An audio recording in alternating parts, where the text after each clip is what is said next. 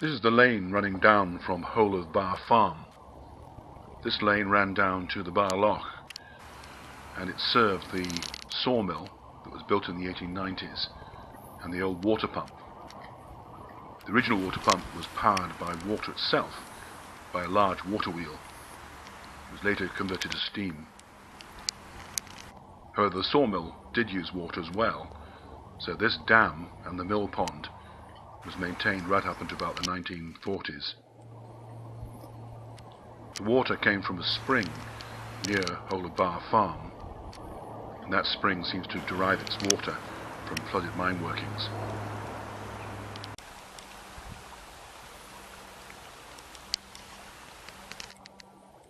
There's quite a bit of silt still in the old mill pond, but it's quite tricky to walk on.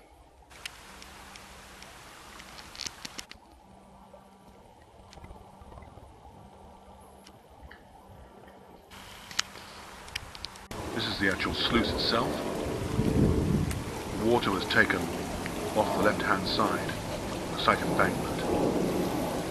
And this is the spillway, this is for the overflow.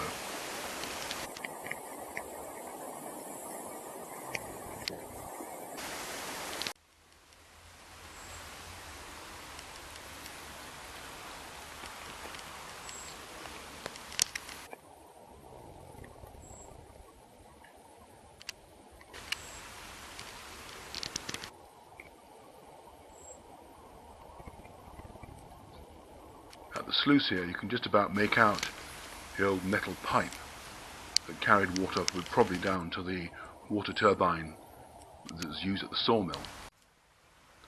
This is the duct running away. This is where originally the iron pipe would have laid, and also one time there was a suspended on stone pillars a wooden blade that carried the water down when it was a water wheel driving the water pump.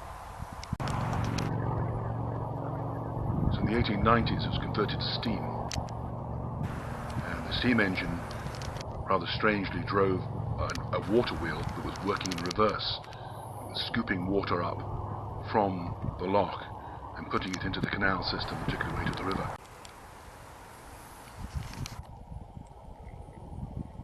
Well built, mainly brick, but a natural stone base, and the flue is on the other side, so the boiler house would have gone, the waste gases, the smoke from the poor quality coal would have gone up this chimney.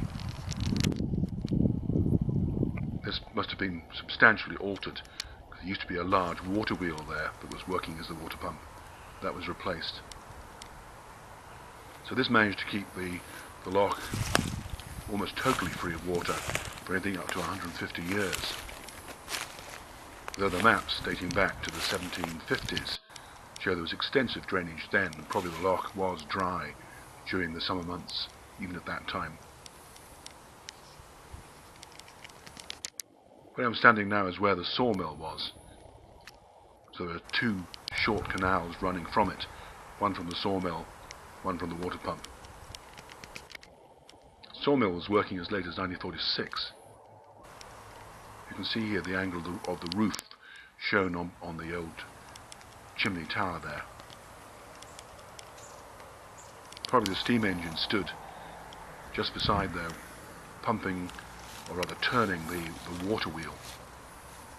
There was a grill which prevented detritus from getting into the wheel that stood in the wall of the old building.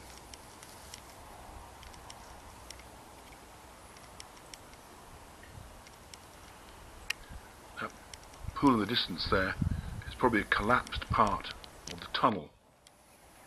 So there was a tunnel running from the loch beneath the canal and then into the pumping house. You can see the brick there of the old sawmill wall.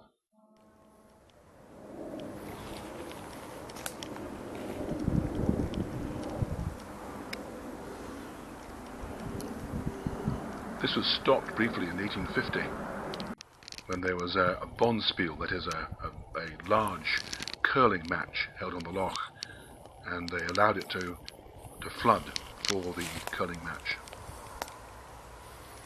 called a bonspiel.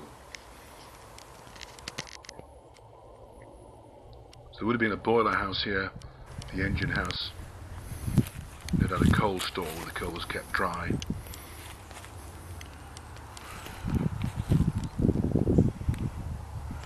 And here are the canals that ran all the way around. They were dug possibly as far back as about 1815.